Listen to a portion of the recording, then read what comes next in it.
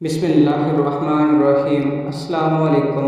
میری آج کی ویڈیو کا عنوان ہے حضرت نوح علیہ السلام اور ایک بوڑھی عورت کا واقعہ۔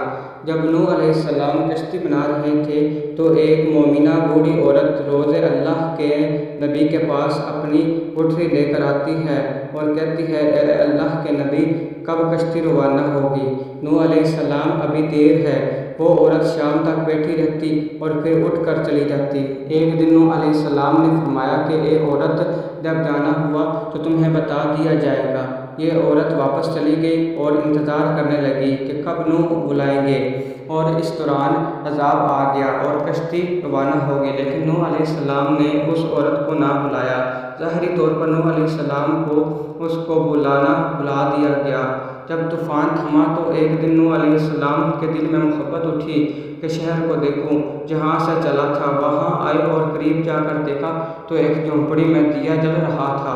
نوح علیہ السلام یہ دیکھ کر چونک گئے کہ روئے زمین پر کوئی ایسا گھر بھی ہے کہ اتنے عظیم طوفان کے بعد بھی جس میں چراغ جل رہا ہے۔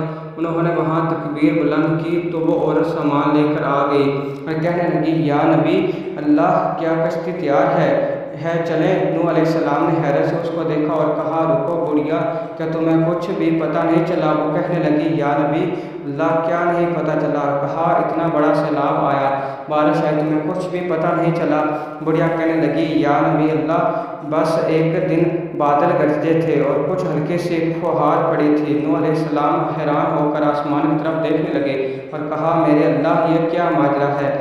اللہ تعالیٰ نے نوح علیہ السلام پر وحی بھیجی کہ اے میرے پیارے نبی، اس عورت کے دل میں چونکہ تمہاری محبت تھی اور تم نے اسے پابند کر دیا تھا، اور چونکہ تمہارا اس سے وعدہ بھی تھا کہ نجات کی کشتی میں اسے لے جاؤں گا، جب کہ تم نے اپنا وعدہ پورا نہیں کیا، لیکن اے نوح علیہ السلام، میں تو تمہارے وعدے کا ذمہ دار تھا، اس لیے میں اس بڑھیا تک عذاب نہیں پہنچنے دیا۔ امام سجاد علیہ السلام نے پاس بیٹھے اپنے مومنین سے فرمایا، اور مومنوں، یہ حدیث قیامت تک کے مومنین تک پہنچانا تم پر واجب ہے۔ انہیں بتا دو کہ جس نے ہم سے محبت کی، قیامت کا عذاب ضرور آئے گا، لیکن جیسے اس بڑھیا کو پتہ نہیں چلا، ہمارے مومنوں کو بھی پتہ نہیں چلے گا کہ کب قیامت آئی اور کب چلی گئی۔